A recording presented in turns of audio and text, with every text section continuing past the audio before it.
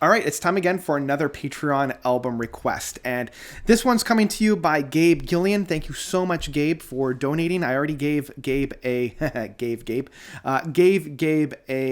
a live stream album of Polygon Wonderland from King Gizzard, or Polygon Wonderland. That's it. My favorite King Gizzard album. So really glad to dive into that. And I was really looking forward to this album from Gabe, knowing which album he gave me to live stream. So yeah, let's talk about it.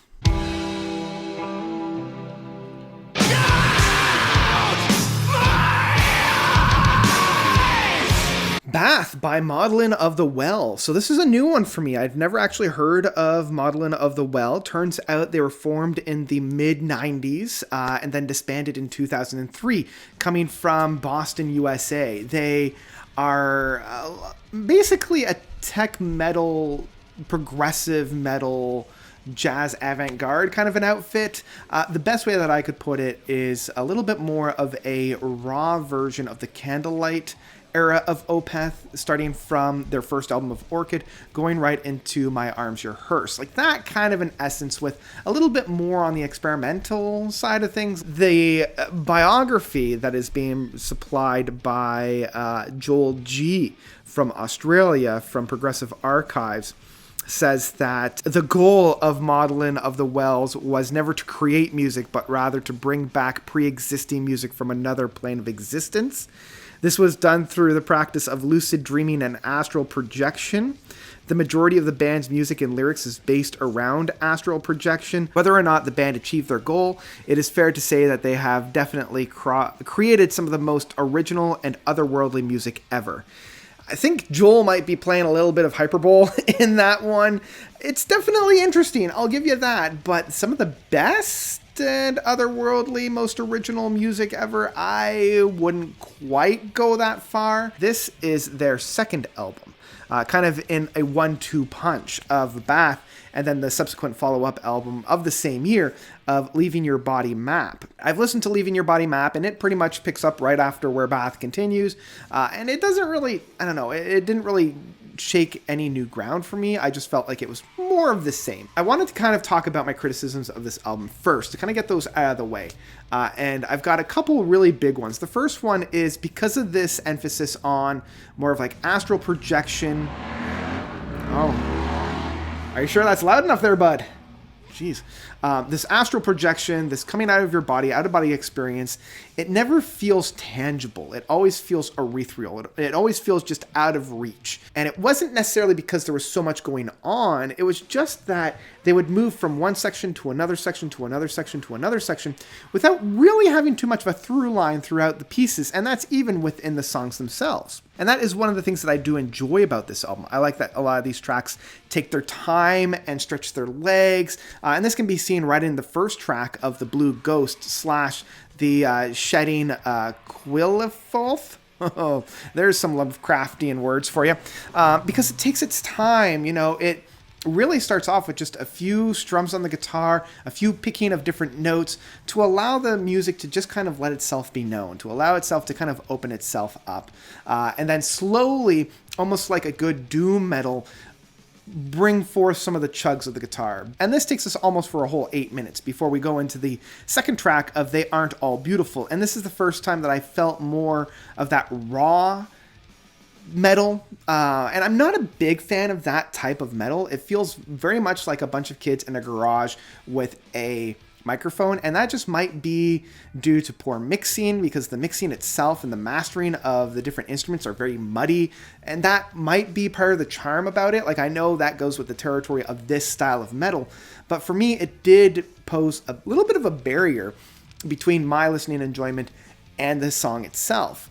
And where this track goes, it doesn't really go anywhere all that interesting in my mind. I'm not feeling all that connected. Again, we just go from passage to passage to passage without too much of a rhyme or reason between any of the musical passages. It's just kind of going from one area to another, and that continues on with Heaven and Weak. Much like the first track of The Blue Ghost shedding and all that, it takes its time to really build itself up. Again, the picking of the guitars, it's very lucid. It's very droney in that sense, especially because it takes so long to get going. The track itself is, again, 7 minutes plus.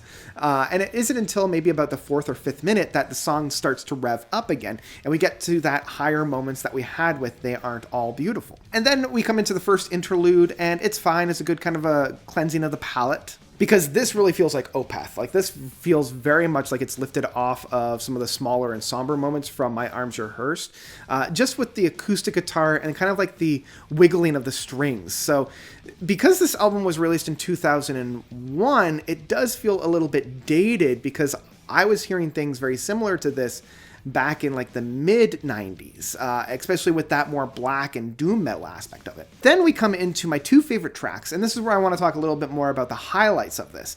The Ferryman and the Marriage's Gift of Art.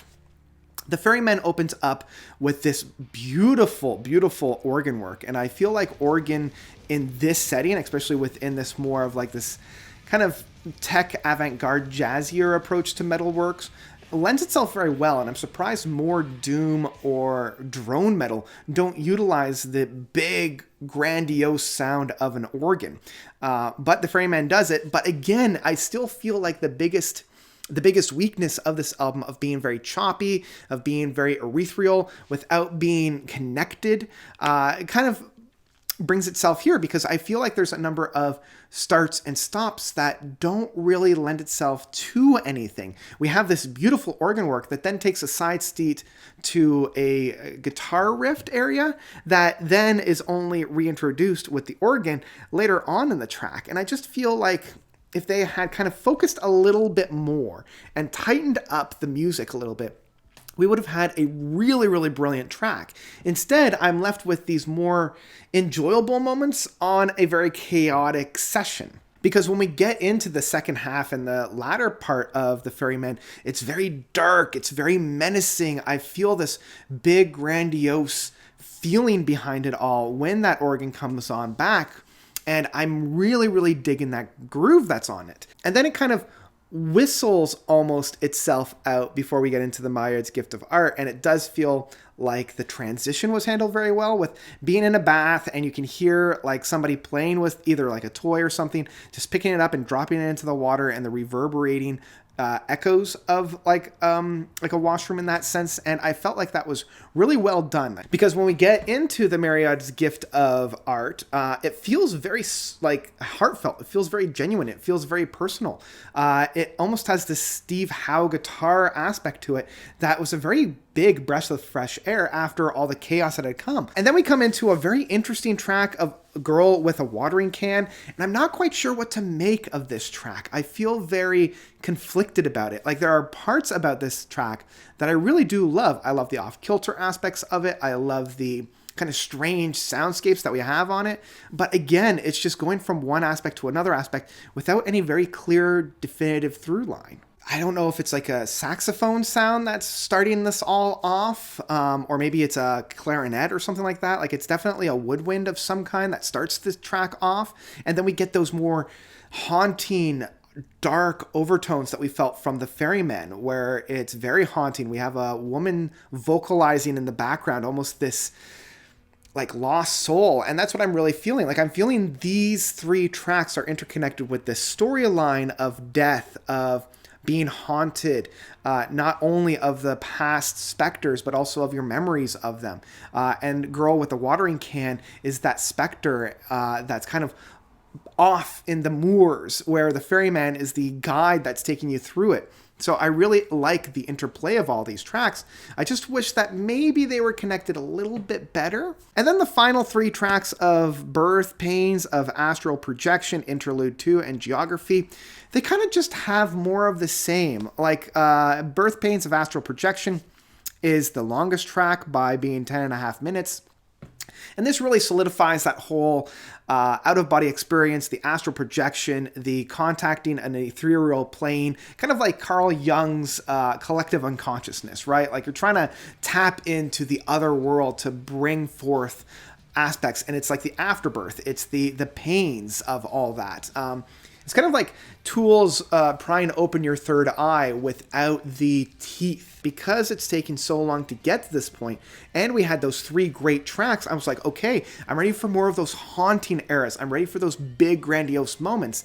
And what we get on this is just kind of more of the same. I was a little bit let down. And again, I think a lot of that was that there wasn't a big crescendo moment. There was never like this unifying piece or that nugget that I was really hoping for to tie everything all together. Which brings us then to Interlude 2 and the last track of Geography.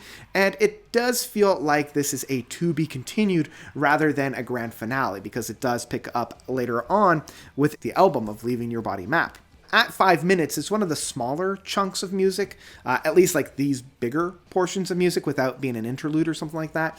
And it was fine, but again, at no point did I ever feel all that excited or invested about it. I just kind of felt like it was fine.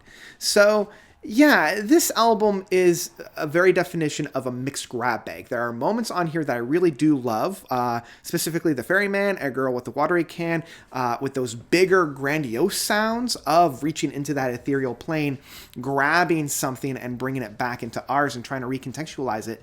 But I also think that this album loses its way by spending so much time putting down music and hoping that something sticks. You know, it's very much that throw everything on the wall and just seeing what sticks. That's kind of where I'm at for this one.